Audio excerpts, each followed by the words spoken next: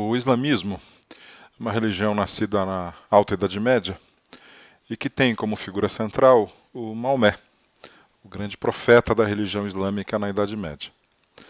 Maomé é um cara que viajou muito pela região da chamada Península Arábica e constrói uma religião que carrega fortes heranças do judaísmo e também do cristianismo. Por exemplo, o monoteísmo, a ideia de paraíso, são heranças de aprendizados no Maomé ligados a essas duas religiões. O islamismo é uma religião que nasce na região da chamada Península Arábica.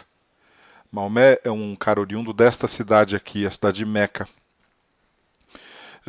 Inicialmente, ele pregando nessa cidade, sofreu muita pressão dos comerciantes da cidade, da chamada tribo dos Coraixitas, e acabou abandonando a cidade de Meca e buscando refúgio nessa outra cidade, Medina.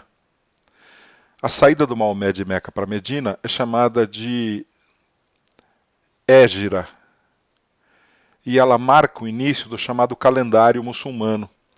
Pra você ter uma noção cronológica, ela ocorre em 622 do nosso calendário, quer dizer, o século VII é o século do nascimento da religião islâmica. Bom, na verdade, a partir daqui começa a se destacar no interior do islamismo um processo de crescimento da religião no interior da Península Arábica. O islamismo é levado aos outros povos da península e acaba sendo um elemento que dá unidade política aos árabes. Nasce aqui um Estado árabe em torno do Maomé e acaba dando também, evidentemente, unidade religiosa, unidos em torno do profeta Maomé. Nesse processo expansionista, um elemento muito importante é a questão do conceito de jihad. O jihad, para os muçulmanos, é tradicionalmente a ideia de um esforço em torno da religião, um esforço pela propagação da religião. Alguns grupos radicais nos dias atuais costumam traduzir jihad não como um mero esforço, mas como a ideia de uma guerra santa, que é bastante controverso essa tradução. Para isso eu selecionei esse texto de uma especialista, a Karen Armstrong, em que ela diz assim, presta atenção. No Ocidente, Maomé muitas vezes tem sido apresentado como um caudilho, uma espécie de ditador, que impôs o islamismo a um mundo relutante pela força das armas.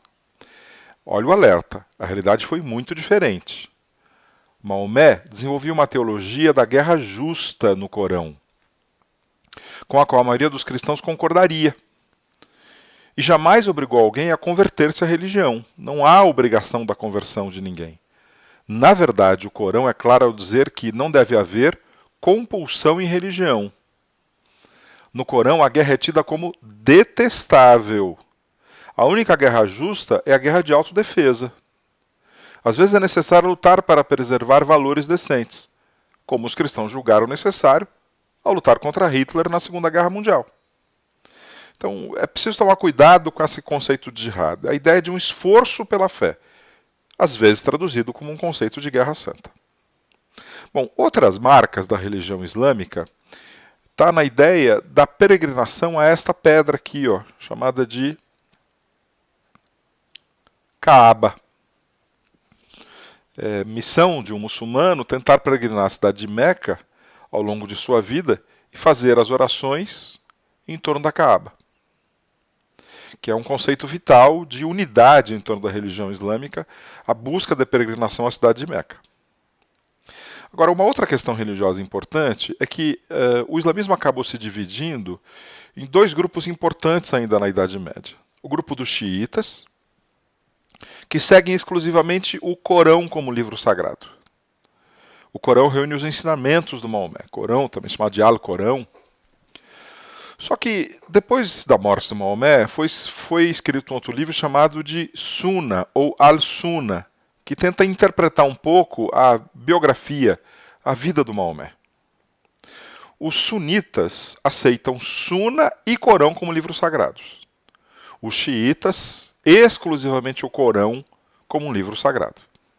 Bom, outro destaque importante do islamismo na Alta Idade Média é o expansionismo em nome da religião, a chamada expansão muçulmana. É bom lembrar que muçulmano e islâmico podem ser considerados aí como sinônimos, tá, gente? O islamismo nasce aqui, na Península Arábica.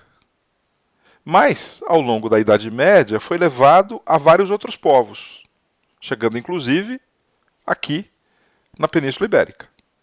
Então é esse processo expansionista que ajuda a gente a entender o fato de que existem vários povos no mundo hoje que não são árabes e são muçulmanos. Os árabes estão aqui na Península Arábica. Há muçulmanos na África, há muçulmanos na Ásia, né? E nesse processo expansionista, eles acabam dominando boa parte da bacia do mar Mediterrâneo. Entram na Europa via Península Ibérica e tentam dominar o chamado Reino Franco, que ocupava esta região aqui. Mas foram barrados numa batalha importantíssima, chamada de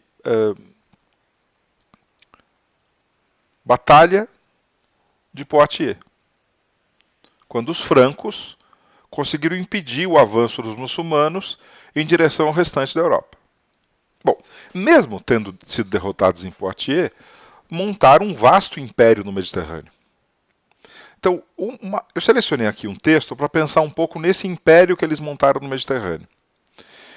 Ele diz assim, ó, dentro dos diferentes ambientes físicos, as sociedades muçulmanas desenvolveram instituições e formas distintas. Quer dizer, há uma pluralidade de modalidades de vida. As ligações estabelecidas entre os países da bacia do Mediterrâneo e do Oceano Índico criaram um sistema de comércio único. Olha eles ampliando o comércio entre o Mediterrâneo e o Índico, trazendo mudanças na agricultura e nos ofícios. Quer dizer, há um grande intercâmbio cultural entre essas regiões e comercial, proporcionando a base para o surgimento de grandes cidades, como a civilização urbana expressa em edificações de um característico estilo islâmico. Bom, nós já vamos falar desse característico estilo islâmico. Mas é importante perceber o convívio com culturas diferentes. No processo de expansão do islamismo, eles vão converter os povos. E o convertido se torna um guerreiro, que ajuda a ampliar as conquistas. Mas as tradições locais são preservadas desde que elas não ofendam a religião islâmica, o que explica a pluralidade de formas de vida dentro do império. Os califas, que são os chefes políticos do islamismo, montam um vasto império.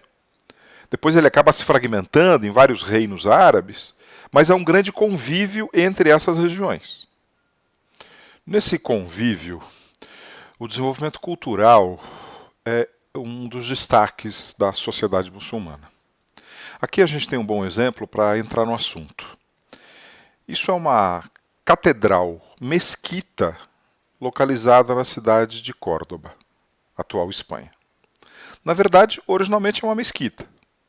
Esse tipo de desenho aqui é clássico de uma mesquita.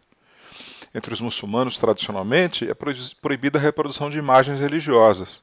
Você não pode, por exemplo, reproduzir a figura do Maomé. Então eles usavam muito de formas geométricas, de desenhos chamados de arabescos. Bom, na Baixa Idade Média, os cristãos conseguem retomar a cidade de Córdoba, retirando os muçulmanos dali. Mas ao invés de ocorrer uma destruição da mesquita, eles transformam a mesquita em uma catedral, em homenagem ao cristianismo. Esse é um bom exemplo do convívio cultural entre muçulmanos e cristãos. Vamos pensar um pouco nisso.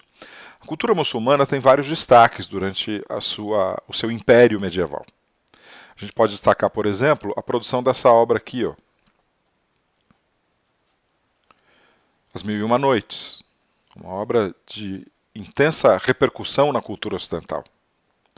A gente pode destacar ainda os desenvolvimentos que eles tiveram no campo da matemática. Agora, um belo campo para pensar na importância deles é o fato deles terem se transformados em grandes tradutores do grego. Para vocês terem uma noção da importância cultural disso, quando a Europa Ocidental, na Baixa Idade Média, retomou fortemente a leitura das obras do filósofo grego Aristóteles, ela não foi ler Aristóteles muitas vezes em grego, mas foi ler em árabe. o que é uma evidência das relações entre cristianismo e islamismo, de confronto muitas vezes, mas de convívio cultural.